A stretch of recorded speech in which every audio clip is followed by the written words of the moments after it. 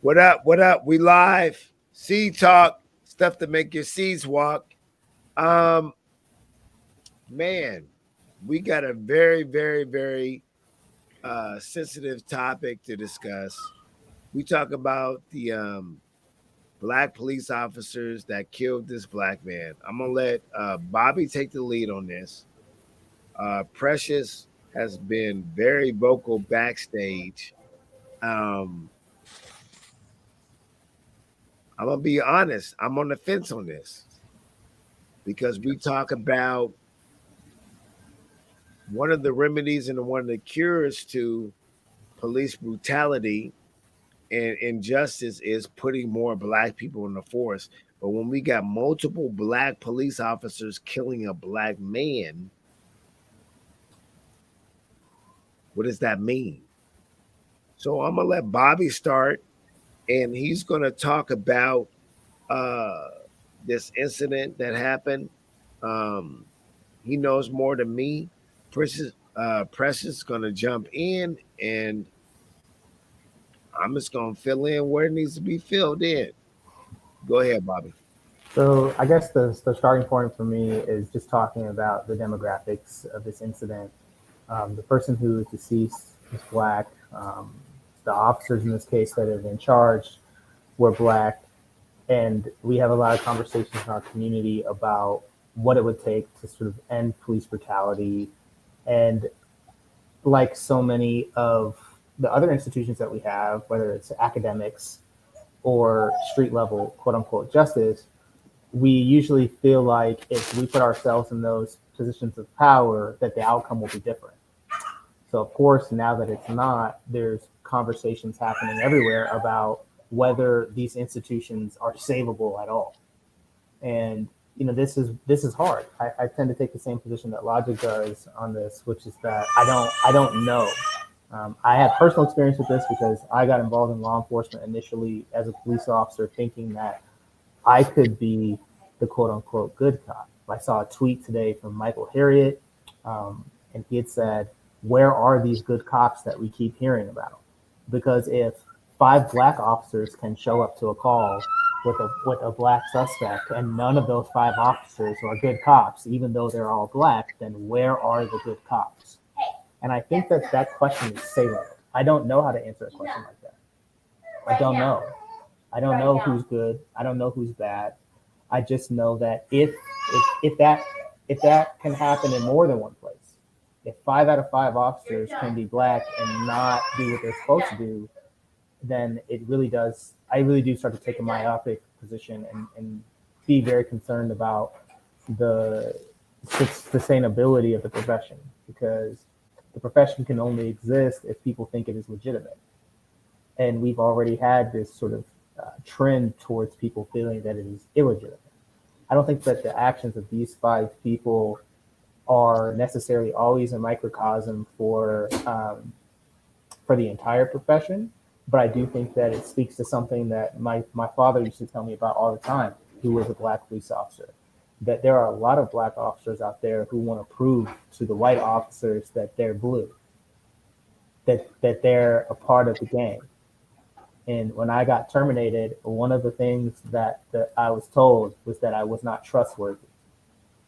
And now I look at that as a badge of honor because they knew I would never be enculturated into a place where I forgot who I was. And I would always tell on people if I thought they were doing stuff that was morally egregious.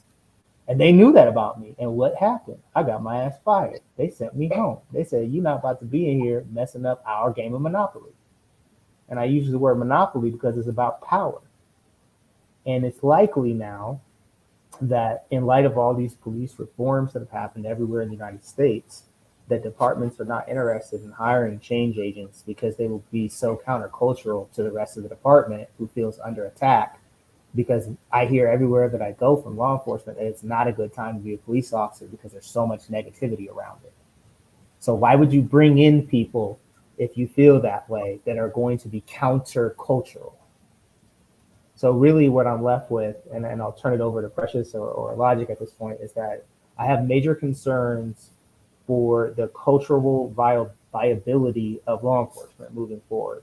if they are not going to hire people like myself, and it's not like literally me, people that look like me, but white people, black people, yellow people, red people, all the colors that the Black Panthers used to mention in the in the Rainbow Coalition. If they're not going to hire all those people with the mentality that they want to see fairness and equity and justice, then we're gonna have a problem, and we've had one. So at this point, I feel like we need to have a major cultural shift, or the profession really is gonna die. Okay. What you think? Um. Well, I think about the black officers again. I know. We talked about the video behind backstage. I have not seen it. I've seen people talking about it, but I have not seen the video pop on my news feed. Maybe the algorithm of Facebook doing a good job, or I've just not been on the Facebook enough to catch it. But I'm glad it's been the case. When I first heard about it, they had all the pictures up, and they already had a report for it. Now, let me just say this: I'm very impressed that they got a report for this particular incident compared to the police brutality cases in the past. As I just find it very interesting they were able to come up with a straight up report that they fired these particular police officers. But back to what I was saying backstage, this is kind of just go to show the narrative of hiring more black people on the police force to stop police brutality.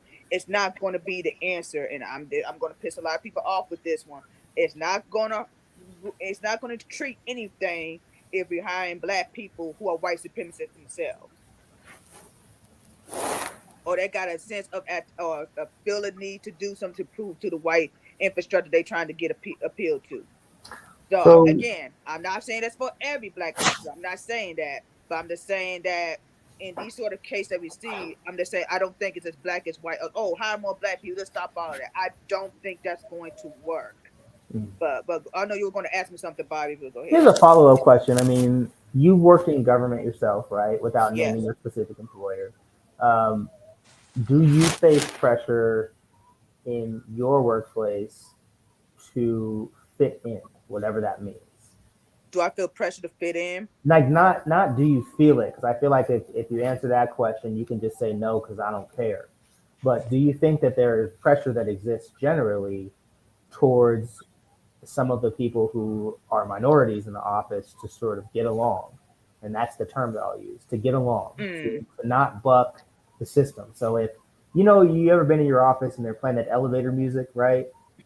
Like if you turn on your radio and you start playing yours over that, and you start looking at the people around you, do you think the people around you are going to say like maybe we should stay with the default? Because that's the type of thing that I'm talking about. That's a very interesting question, and here how I'm going to answer that. And I'm not trying to sound cliche. Just follow me with this. For the government facility that I work for, is a lot of minorities in it. So while I'm pretty sure it's probably still mostly of white people, I would say in the department that I work for, it's very very diverse and mixed up. Mm. And considering the fact the last three, well, since I've been working this position, we work as a hybrid. Some days we was in office, some days we wasn't in the office. So I think in some way, I think that pressure was not as extreme if we was in office every single day. And of course, since COVID happened, we're really not in the office. So the only thing we have to deal with anything through the keyboard or through a Zoom meeting. So we were kind of meet, and it's so funny because me and a lady at work today that came into the store, me and her were just saying how a lot of that microaggression or all that sort of feeling we had in the workplace kind of diminished a bit because we're not seeing them face to face. We kind of get to control the narrative, whether through IM or email or whatnot. We get to control the narrative without someone in person, whether it's Mm. coming by your desk or saying stuff to you in your ear. A lot of that got cut out. So I think before we went up, I feel the pressure, not necessarily, because again, I was among people who was in the same boat as me. Like I say, I hate to say this, but I would say in Central Texas, I think we probably have the most black people at that facility. Okay. Wait, So again, my let's narrative is wait, different wait, from a wait, lot. wait, wait, wait. Let's get back on topic though. I'm sorry, but Bobby asked the question. I'm answering that. So I'm sorry, but go Let's ahead, get back Lobby. on the police officers though. Well, it goes to this idea that I'm asking, Precious, do you think that it's possible that people can enter with the best of intentions, and then if they just don't have the strength, they get overcome by that pressure. I mean, that's the question, because like you're saying, the answer is not to hire more black people if they're going to just crack under that pressure. But, my question is why, and I'm not saying that you personally are accepting this, but to me, what I get out of that sentiment is that we're conceding that there's nothing that we can do to change the default culture that these people are entering into. Because if they were not walking into a building that was toxic, they wouldn't be poisoned. And it sounds like what you're saying is we can hire all the black people we want, but if there's poison in the air, they're still going to be poisoned. They're still going to have toxic. You know what I'm saying? So I get what you're saying. I'm just curious about. So wait, hold on. So Preston, let's just get to it for the purposes, of this platform, because we're here to entertain. Let's get into it. Let's like beat around the bush. So you're saying that the problems that law enforcement have with institutional racism is not going to be solved by hiring more police officers. So you don't think that the answer is hiring more black police officers? What I'm saying is, I don't to say, oh, we're just going to hire more, because that's not really the problem. The problem is the system of policemen themselves. So hiring more black people is not really going to solve anything if all you're going to do is put in the same system in their head. Is what I'm getting at. I'm not, or who knows? Some may already have it already, but the point is, I don't think hiring more black officers is going to treat anything, at least not by itself. Okay. It's a whole. Yeah. Okay. So I understand what you're saying. And Bobby and I share an intersection here. Okay. You got to speak on it. Well, I don't know if I really want to go into that right now. Okay, well, let me ask you this, because no, wait. Let me finish my thought though. Oh, you gonna say something? All right. Yeah. I don't think we have to go into that. Okay. Because we lie. And Bobby's comfortable with that, but I'm not. So understandable. Bobby's parents know my parents. We're gonna put it like that. And I didn't know that until later. So we have the issues we have with the police department. You feel me? True. And we have the statistics that we have with the police department.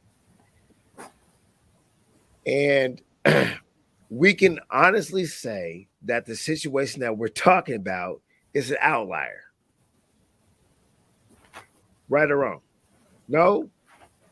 I think I don't think that we're going to be able to present data that's going to say that this happens a lot. Right. Correct. Right. So and what we're saying is we don't have a lot of data to say a whole bunch of black police officers kill black suspects. That's not necessarily what I'm getting at, but what I'm trying to say is, okay, I'm not sure how many black people are in the police force. There probably is a lot of them. No, they probably don't do the things that were done in this situation, but they necessarily the good ones, or they ones who just understand that just just go by whatever's going on. Did not they say that they're bad? No. But I understand a lot of them can't speak up or don't want to. Yeah. So I'm not saying that. Oh, that's not the point that I was trying to make. Just say it, Logic. Just say it there. Well, you cut me off, so I don't know if we have enough data to say that more black police officers is not going to make a difference. I don't think we have enough data to say that, because my point is this incident an outlier? Can you present more evidence and more data to say that black police officers kill black unarmed suspects just as much as their white counterparts I don't have that data. No, we don't. We don't got those numbers. But And I would argue that though I know that black people will kill another black person just as often as a white police officer will kill a black suspect. Let me say that again. I know that black people will kill each other just as often as a black officer, a white officer will kill a black suspect.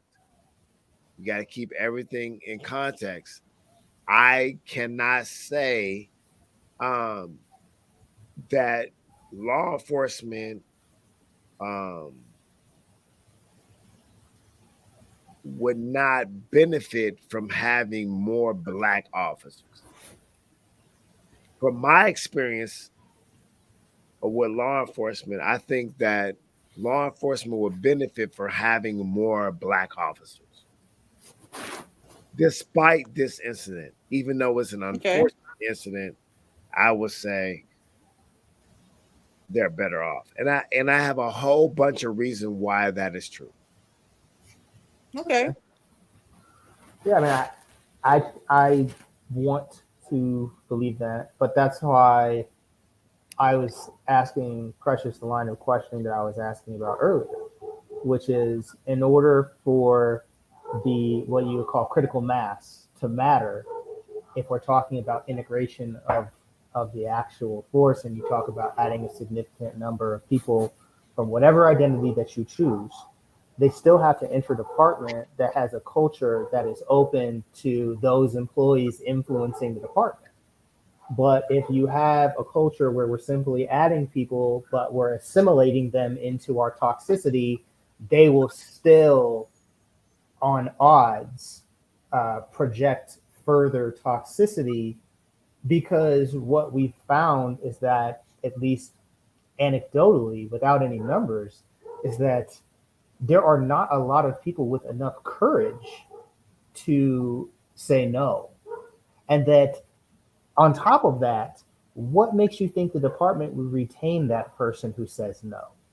And that's where I would use myself as the example, because I would say no, therefore I am not employed. So like, it becomes a challenge when that department is convinced that their culture is the correct one, because you're really now looking for somebody who's even more sophisticated than I was at the time, because you want to incorporate a person now that's a change agent, that's not putting on paper that they're a change agent, that's not attempting to act like a change agent. They're just doing it a different way. I don't even know how to do that. Obviously, it didn't work for me. But you'd have to come in there and you'd have to be so low key that nobody knew that you were intending to change anything. Can I put something in perspective real quick? Sure. Go ahead. And I think it's real because I think it's realistic that you and all three of us would be together in a social gathering. Right or wrong? Good. Okay. If someone threatens one of your lives, do you trust the other person to step in? I don't have a reason not to. I don't know. It depends on the situation, I guess. There's no way in the well, I'll be the first to lay myself on the cross. There's no way in the world someone's gonna put their hands on Precious or Bobby without me saying something, doing something. yeah, it's gonna be Right. a problem. Right. Right. But I'm not expecting you to take a bullet for me, though. I'm just saying that's what I'm getting at. Like It all leads to that, though. Huh? It all leads to that. Eventually. Yeah. Yeah, I agree. I agree with that. I mean, we're not going to stand and watch someone, if you want to go on record to be like, if someone put a gun on you, I'm not saying I'm gonna stand in front of you. I'm like, hey man, let's think this Talk through. this out. Let's slow down. Let's slow down.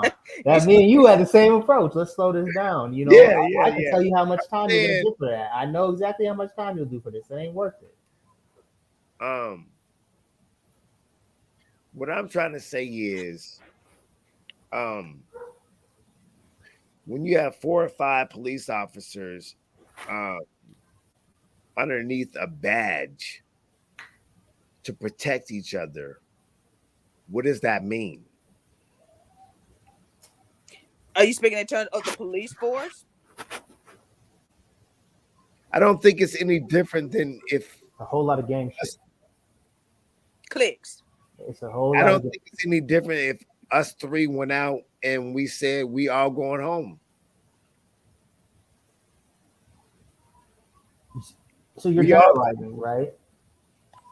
You're not if applying that 3 here, of us went out, we're all going home. right? I understand. And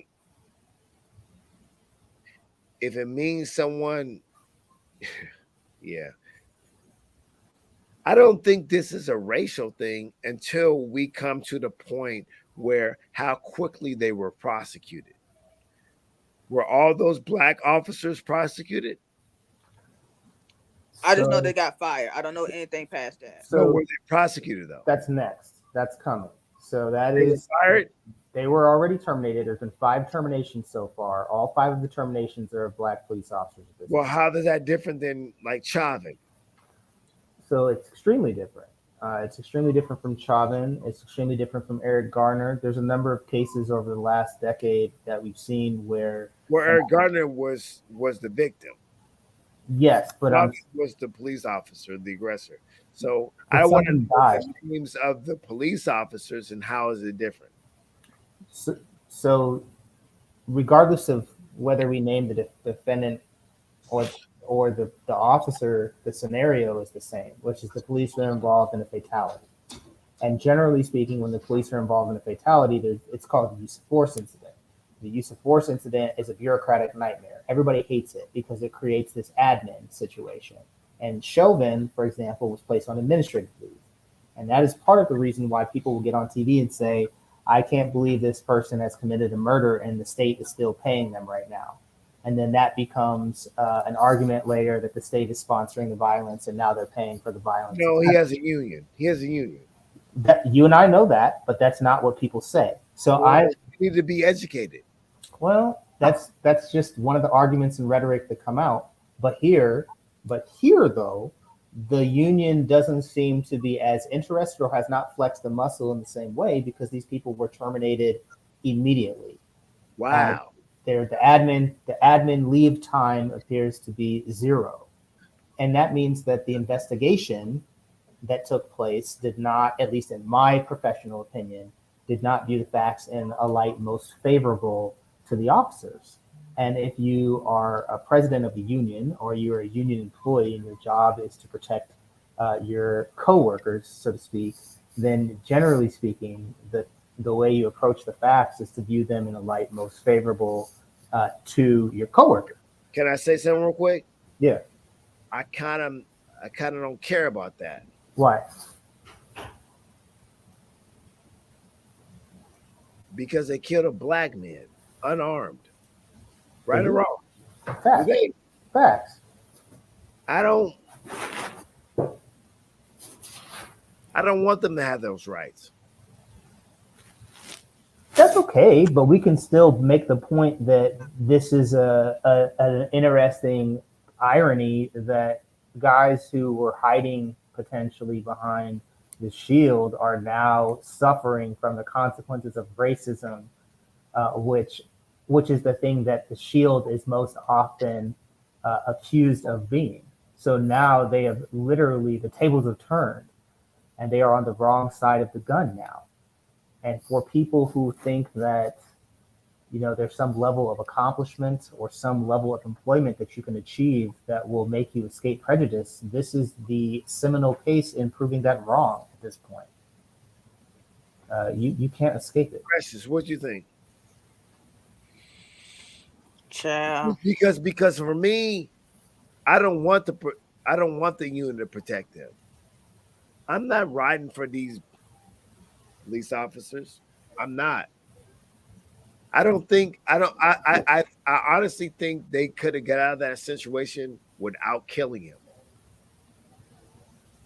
But I'm kind of curious of why.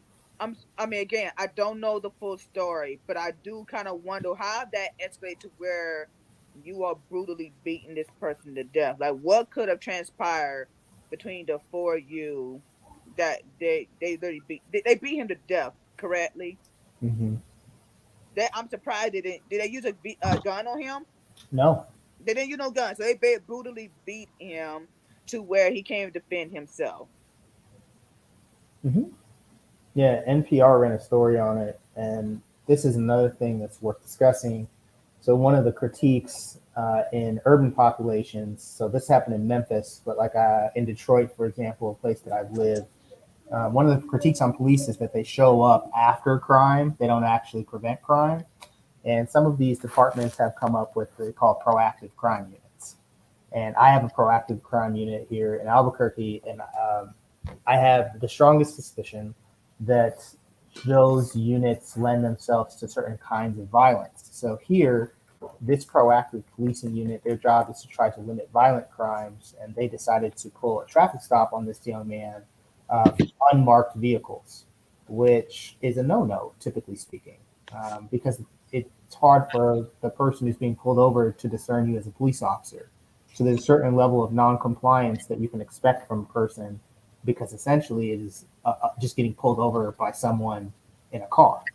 It's literally just like getting pulled over randomly, and then from there it escalates into somebody attempting to escape, or as the victim says during the incident on camera, "I'm just trying to get home," and he didn't make it. But everything about this, according to anybody who's a law enforcement expert, the stop was not common. It was basically a group of guys who are supposed to prevent crime, and it sounds like they made an unwarranted stop and then escalated it all the way to a killing because I'm sure that this person was not 1,000% compliant because they probably didn't even understand why they were being stopped. Okay, so here's the deal with me, and y'all can go in after this. Um, I'm all for it. I'm all for it for them to be prosecuted swiftly. Have to. Um, but that doesn't mean that I'm not all for white officers that do the same thing to black people who are unarmed. Um, Absolutely not. but wait, hold on. I'm all for it. F them. Sure. And the reason why I say this, because y'all waiting for logic to go deep, and here it is. I'm putting on my snorkel. I'm putting on my scuba gear. Here it is.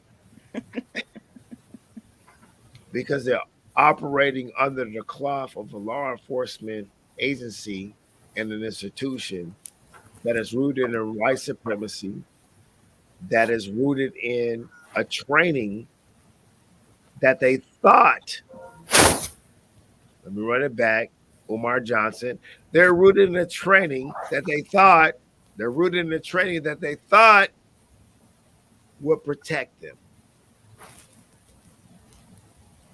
And it doesn't. And they're finding out the hard way that they can't do the same thing that the white police officers do. That's point and blank. Whatever noises we getting, we need to kill that. But listen, here's the deal. The real deal is stop doing what your white police officers do. Stop trying to be the fabric in that cloth and break that up. Maybe you need to go into internal affairs. Maybe you need to go into internal affairs. Maybe you need to go into internal affairs. Umar Johnson, what's up? He need to come on the show one time. I would love for him to come on the show one time. Me too. No, I honestly think that I can't support these black police officers. I can't even support the idea that why are they getting prosecuted more than their white counterparts? I can't even support that. Y'all hear what I'm saying? I can't get Absolutely. I can't get behind that. I can't be like, "Oh, but why they get prosecuted faster than white officers that kill black subs?" Because it's the same outcome. Unarmed black people are getting killed. And I can't get behind if it's a white officer or a black officer or a brown officer or a copper officer or a yellow officer. I can't get behind the idea that you're following the cloth. And the reality of it is that black unarmed citizens are getting killed. I can't get behind that. I can't get behind the fact that you could have did something else. But because you know that your training will support you, that you're going to do the extreme than doing what is reasonable. I can't get behind that. You know, there's something that you could have done other than being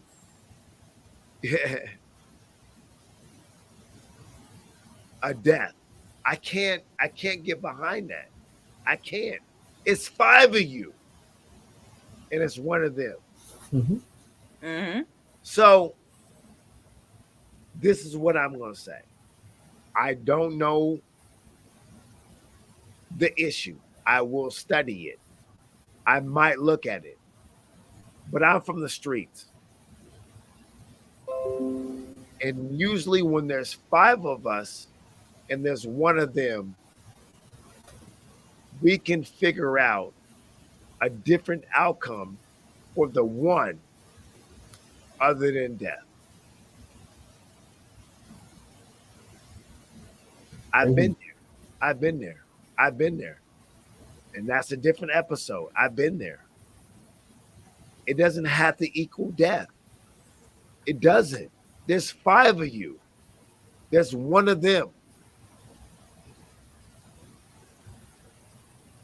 I would say that if it's five white officers and one white suspect, it doesn't have to equal in death. It doesn't. It really doesn't. It really doesn't.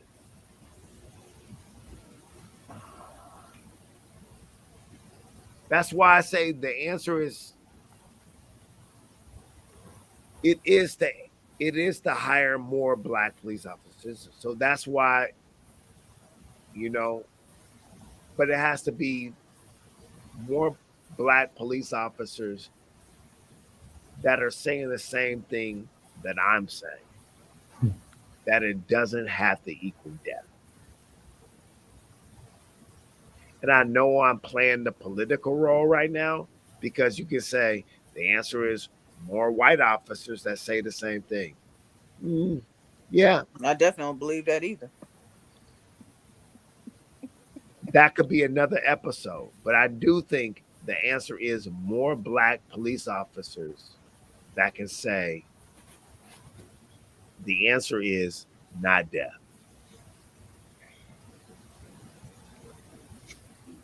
And we don't disagree at all on that. Yeah, I don't think we disagree with that. And I don't think that we're trying to stand for the officers by pointing out that they're receiving different treatment. I actually think that there's a pettiness to us that we kind of enjoy the fact that they're finding out that they can be on the other side of the coin just as easily. I think as a community there's joy in that. I think people absolutely are enjoying that irony. I don't know how I feel about it all the time, but I know part of me did chuckle like, "Ha! If you thought you were better, you're not." And I don't think it's, but I don't think it's wrong to point out that they're being treated with a different level of respect, with a different level of administrative power. I think that that's relevant. Even if you don't, even if you're saying you won't stand for them, I'm saying, but it should be pointed out, and it should be pointed out because it goes to the idea that racism is so deeply embedded in criminal justice and so deeply embedded in law enforcement. You know, Like these guys forgot that when they take off their badge, it could have just as easily been them. And Seattle police has had an incident like this over a decade ago when there was an off-duty black police officer who was at a bar in North Seattle, and there was a person who accused the black officer who was off duty of stealing his leather jacket. And he did not steal this jacket. He had one that was very similar. And he walked out of the bar and he ended up getting beaten up by essentially his coworkers. And they did not know that he was a police officer because he was acting in this undercover capacity at the time. And that story stuck with me. My dad told me that story um, when I was younger, but he told me that story when I was considering law enforcement because he was telling me that it won't matter. You're still the same guy when you take off that uniform. And when people forget that, I think that leads to some pretty perverse outcomes, and this is one of them.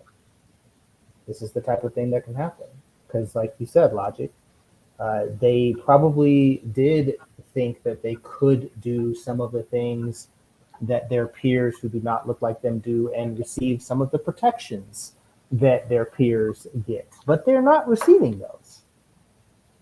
They're not. And that is absolutely worth bringing into the light. Precious, what you got to say? Because I got a mouthful to say on this. I was just saying, thinking, like, this the white supremacy really truly did a number on us, like, really, really did a number on us, and I was just kind of sitting thinking, like as we talk about, they get into this force to think they could do the same thing as their white counterparts, thinking they're going to get the same result.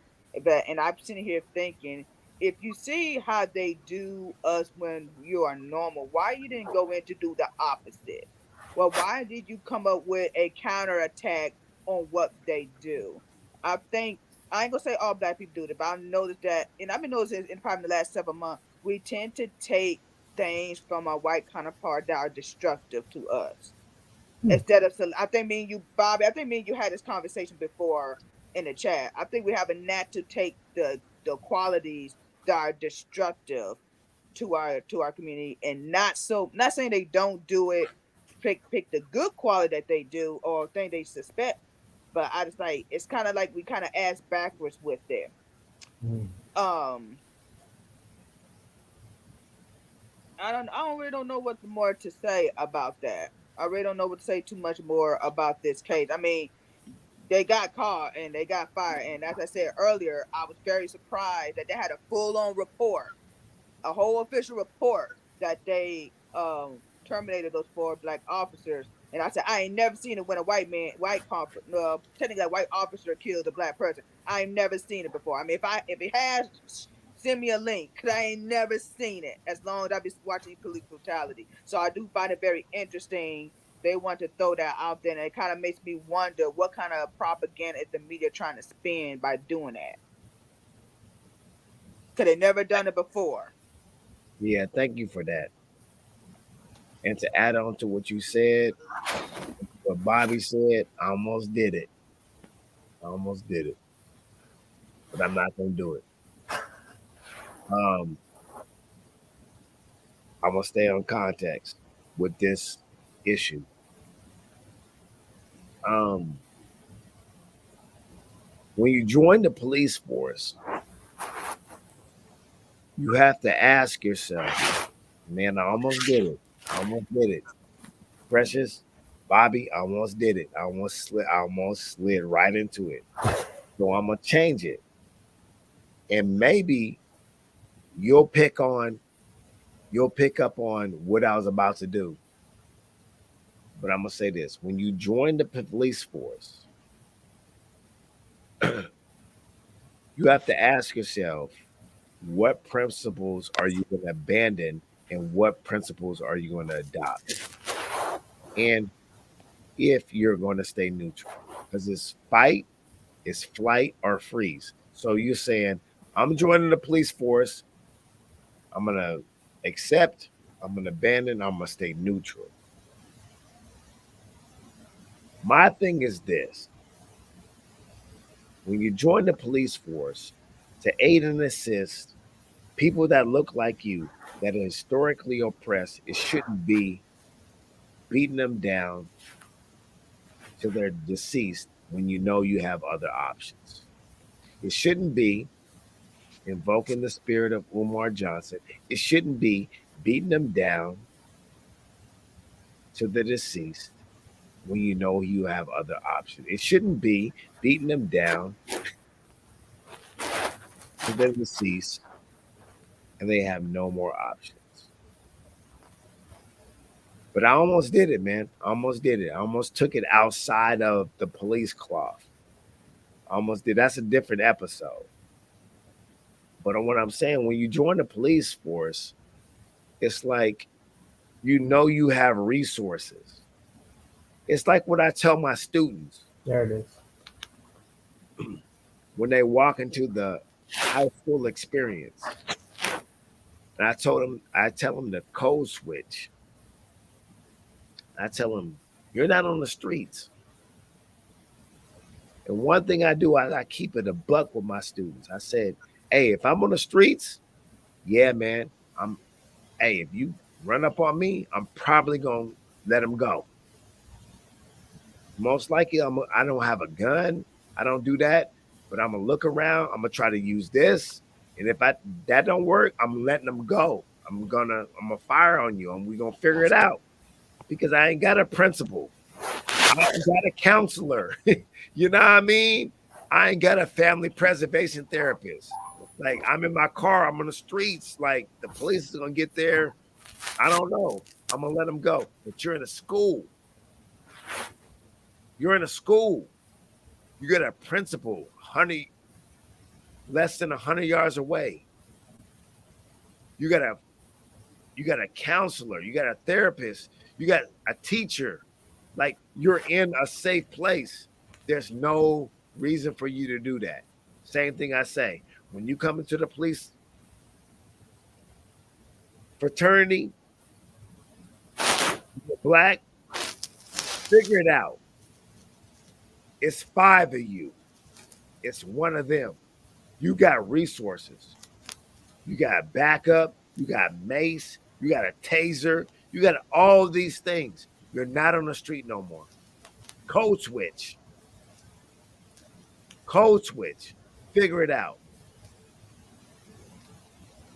If a black person dies under your watch, man, you better have a good reason. And based on what I heard, that's not a good reason. It's not. You got resources. It's 5 of you.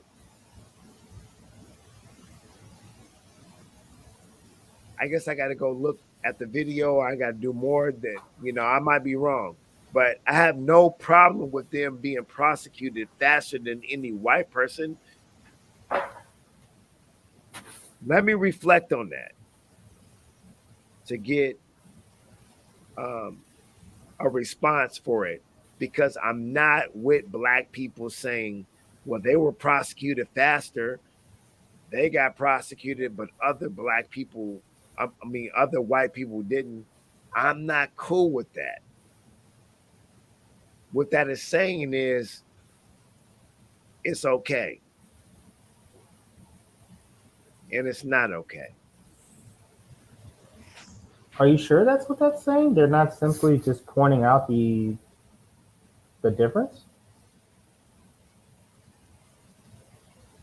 I mean, I can see both sides to be perfectly honest. I can see both of your and yeah, I do get what they're saying. Yeah, they get prosecuted faster, but I think what Lodge is touching on what we see in a lot of situations that when a black person commits the crime and they prosecute immediately, they feel like, oh, why this person being prosecuted when in their way that white people not prosecuting as though they Sure. should get grace or slide by for their Whatever. actions. That I think I could be wrong. Logic, tell me if I'm reading you wrong, but I'm thinking that's the angle you're going with. Yeah, no, you're right. And to add on to what you're saying, does that bring that brother back? No. It doesn't. it doesn't make the family of that brother hurt any less. I don't think that the family would say, "Oh, I feel a lot better," if it was a white person as opposed to a black officer. Actually, in this case, you're wrong. The mother actually made a comment specifically and said it is particularly shameful that these officers were black because it is embarrassing to us as a community. And she was especially offended by that. I see that. I And see then that. she took it a step further and said, I feel bad for them because they brought shame upon their own families. So she is speaking on the dynamics in our community the way that we see this. She understands that it is worse for that reason because it's like, how could you do this to your own? And like that's where that phrase "it be your own." That's what it comes from, really, because we do emphasize that. But what I'm saying about the previous comment is that I'm not raising a what about ism. I'm not saying that was wrong, but so was this. I am saying this is something for people to pay attention to, particularly black folks who want to be in law enforcement. Make the decision knowing you're still black. That is the point of raising this counter about the process and how it changed.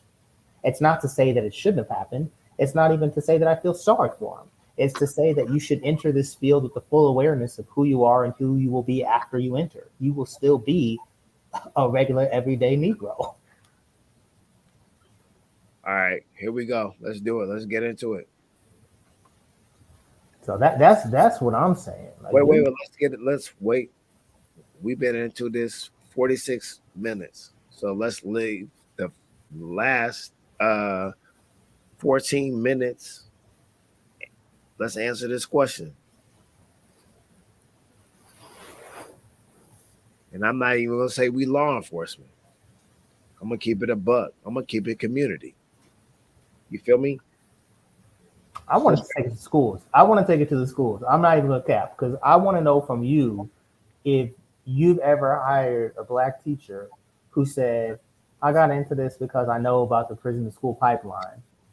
That they enter the teaching profession because they want to have a positive impact on that. They say, "I want to stop this," only to then become a teacher that disciplines their students at a higher rate. Because that's the functional equivalent of black officers that enter the profession thinking that they're going to change something. No. Never seen it? You don't think that happens? That's a false equivalence to what we're talking about, Bobby. Why? I Because understand. someone died. I understand what you're saying poetically, metaphorically. Eventually, when they go through the educational system, they will die. We're talking about a person who was actually killed Sure. by police officers. I don't. If you want to make it a positive equivalence to that, it's 5 teachers killing a student. Okay. I mean that's a literal translation, like you said. But I'm not making a literal translation. I'm literally asking you if to your because you said you want to answer this question here, right? It says, is the answer to hire more black police officers? And so I'm asking you if the key to fixing whatever inequities we have in education is to hire more black teachers, or is it more complicated than that? I think I would bet you anything that the answer to those questions is similar. It's definitely more complicated than that. Okay, that's all I'm trying to get out. It's more complicated than that. All right. I wanted to ask y'all 3 on the community level, if we're working on the community level and there is a black person that is acting unruly, doing whatever, and they can't be controlled, and we don't want to call the police, but their target is someone else in the community, and we're trying to protect that other person in the community. Well, what do we do?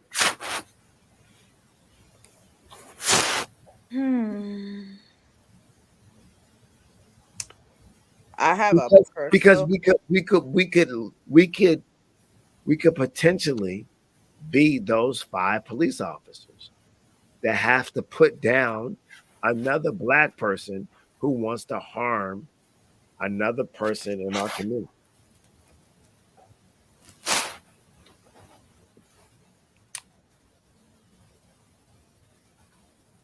I don't. Okay. Are we comparing what you're talking about to this particular case?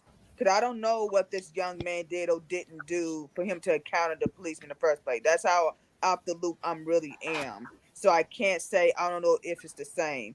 But if we're going to talk on your scenario by itself of one trying to do harm to the community, and let's say it's all three of us, what kind of harm is this person trying to do? Do they have a weapon? Or did they already abuse somebody? Did they already harm somebody? Did they kill somebody? Like, I think there's circumstances that has to happen before we come to the judgment of, can we save this person but still um hold them accountable for their actions, or does it come to a matters of death? I hate to have to use that word, but I just say it depends on the circumstances. I don't know what the young man did with the four police officers for that to happen to him. I don't know what could have happened. So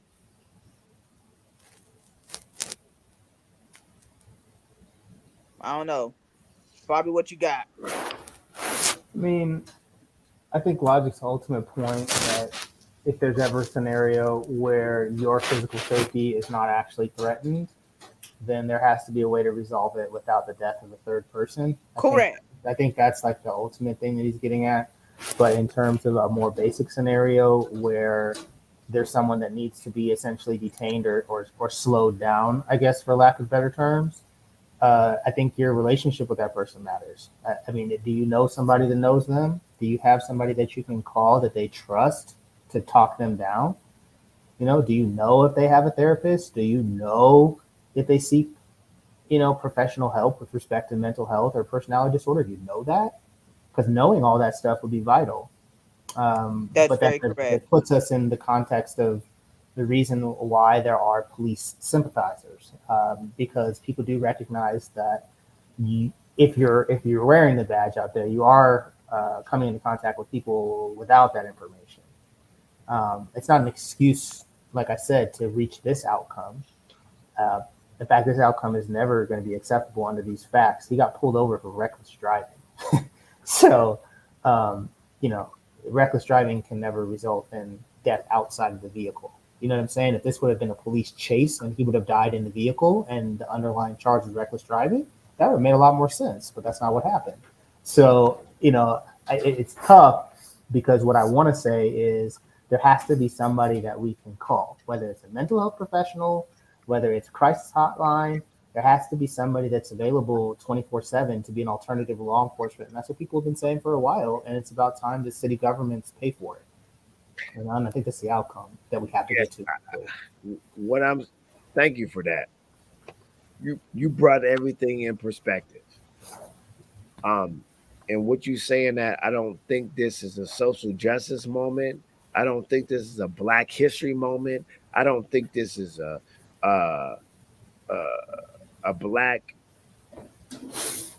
police officer advocacy moment.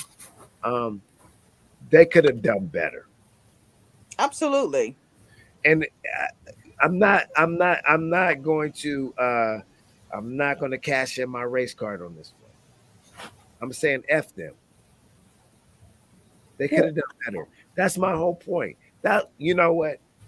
We really didn't answer the question. I feel like us three dealing with a person in our community that look like us, that's a loved one.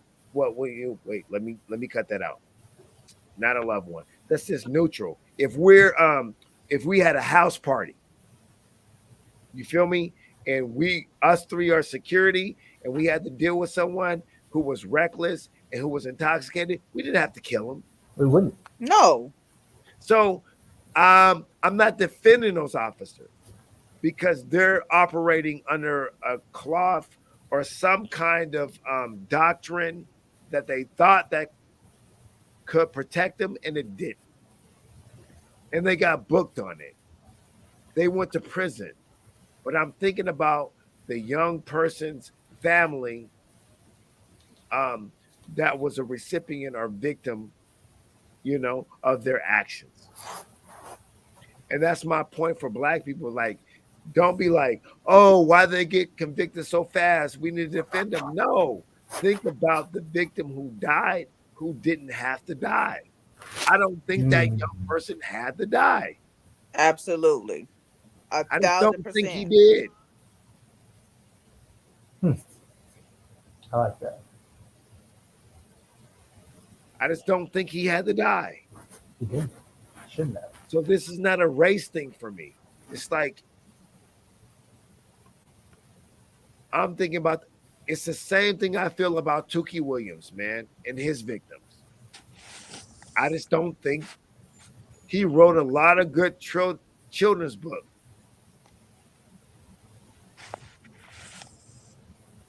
I just don't think his victims had to die.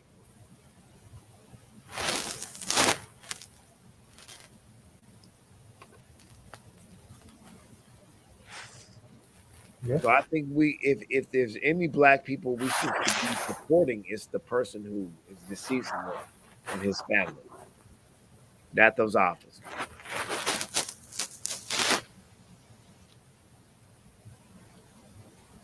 What y'all think? I agree with you, but it's easy for me to agree with you because there's a certain logical consistency to it that I adhere to with respect to like keeping the same energy for victims all the time.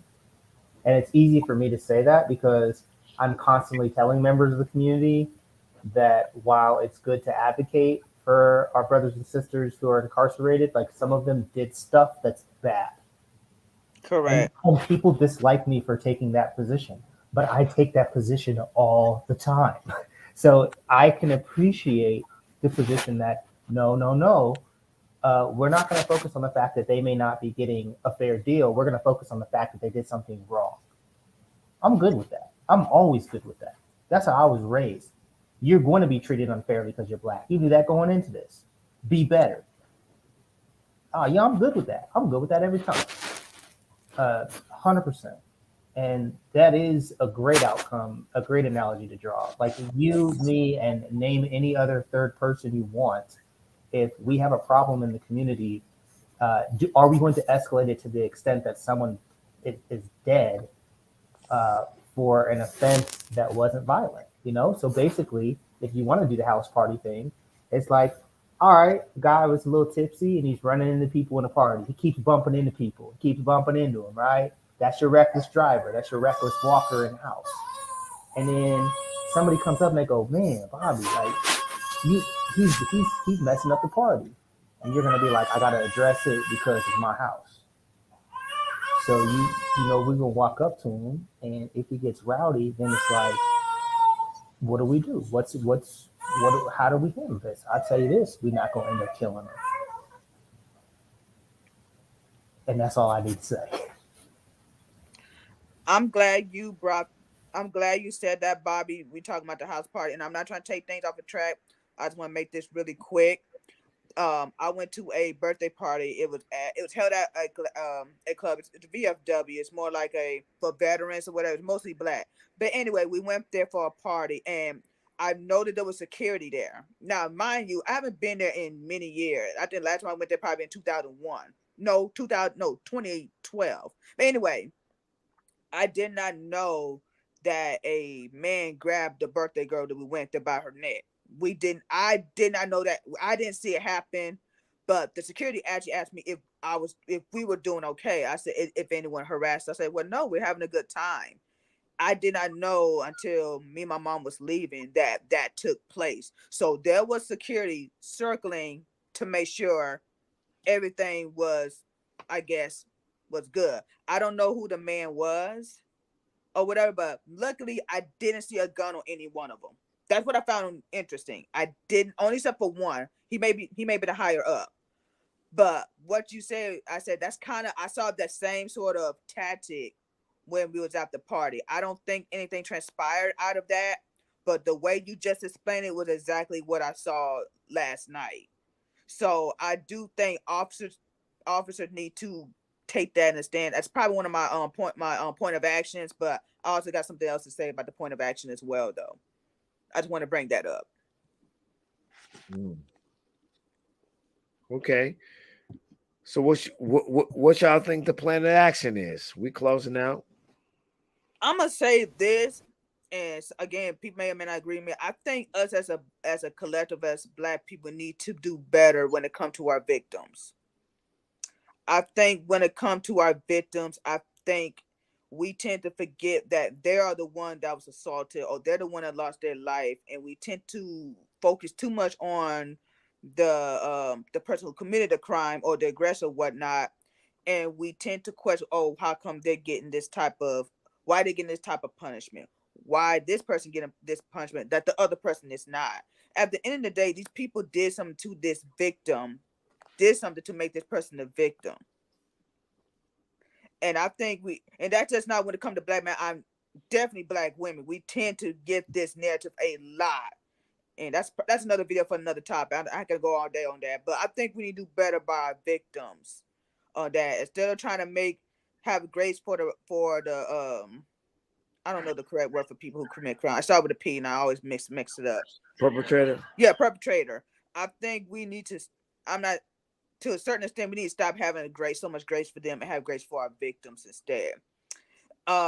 In terms of those Black people who are in the police force or looking into the police force, I think you, like Bobby said, you need to make that sort of conscious decision. What is your goal when you enter in these type of forces that has a very strong trope of values that actually goes against who you are, not only just by your personal principle, but also by what you look like? And how is that going to affect you when you make decisions, when you're on the field?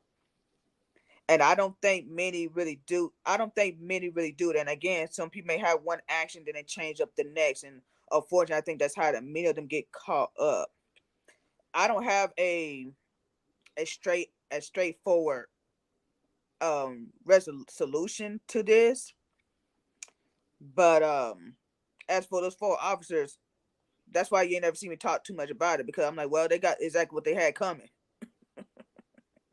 Like, there's nothing else more to say. There's nothing more to say. Oh, how come that white? Oh, I don't give a fuck what the white officers did, because apparently they're gonna get that one way or another anyway. So I don't care who did it. You're going to get yours, and that's to me, that's the narrative. And I kind of like what even when it comes to cases like, oh well, I'm trying to change the subject. Just like I don't like when people say, well, how come R. Kelly did this, but so and so did the same thing. I don't give a fuck what the white people did, because they got theirs anyway. He getting his. I don't care. Right. They are getting what they getting in trouble for what they did wrong. So yeah, so that's my point of action. We need to do better by our victims. What you think, Bobby? I think that I just would request more courage. I've talked to you about this 1,000 times offline, Logic, but we have to get to a point culturally where it's okay to disagree with each other, and it's okay to disagree with each other in open. All that it would take to stop this entire incident is 1 or 2 out of the 5 officers saying this is too much. Yeah, we tried to detain him, and he didn't display the level of compliance that we wanted. However, we are still attempting to detain him for reckless driving, not for first-degree murder, not for criminal sexual penetration. So having said that, let's treat him like a person who is a reckless driver, not a person who has committed murder, not a person who has committed sexual penetration. If somebody would have come into it with that energy, they would have never allowed this, because they would have also said, guys, we're going to get ourselves fired right now. We're going way above and beyond what is necessary under the facts. What is the worst thing that can happen? Is that he gets back in his car and continues to recklessly drive. And you can take it all the way and say that he would kill somebody.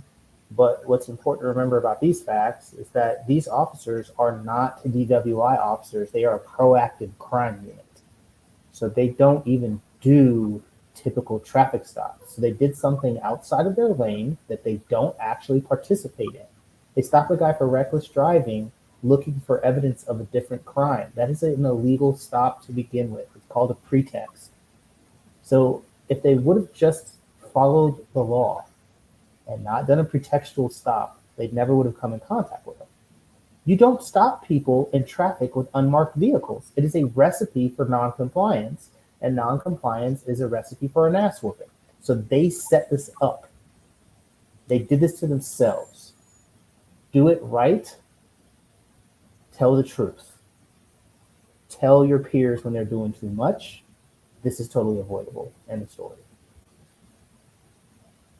Okay, well said. That's a very controversial take. I will say that. That's a very controversial take. I appreciate you sharing it though. My plan of action is when I'm dealing with people, especially black people, even white people, even other people, I'm trying to treat people how I want to be treated. I'm not trying to make people deceased, even in a group dynamic. And my plan of action is when you are in crisis and you're in conflict, look at the resources around you and say, what is the most favorable outcome I can make out of this situation with the resources that are available to me? Does that make sense? What is the most favorable outcome I can make with the resources that are available to me? And I guarantee you, it's not going to be theater. It's not going to be film. No one has to die. No one has to die. The majority of the time, when a human being dies, and I'm about to say something that's kind of like duh, but I don't think people put it in perspective. That's a big deal. And the majority of us go through conflict and crisis with no one dying.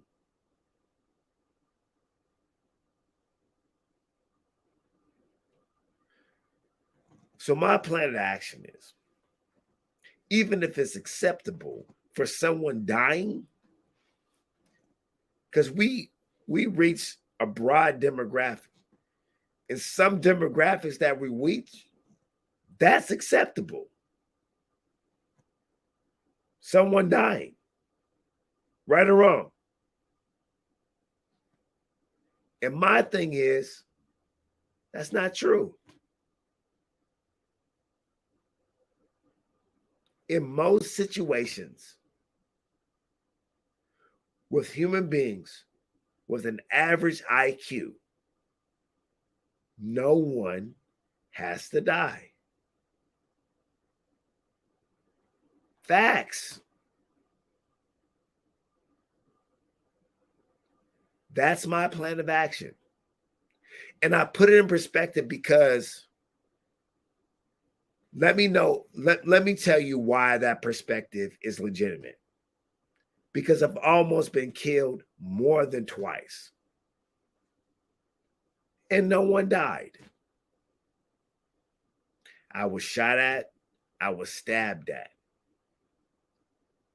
I had someone threaten one of my children, and no one died.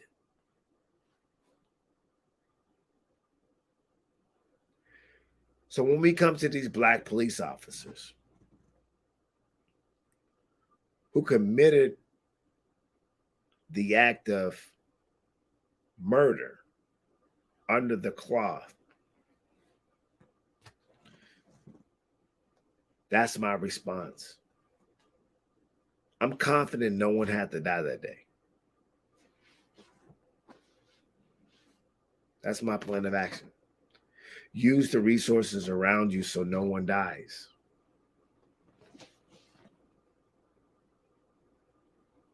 All right. Somber moment. I know. That's a good way to end. No. It's a good way to end. I gotta go. All right. Love y'all. We out. Seed Talk. Stuff to make your seeds walk. We out. Love y'all. Bye. Peace, peace, peace, peace.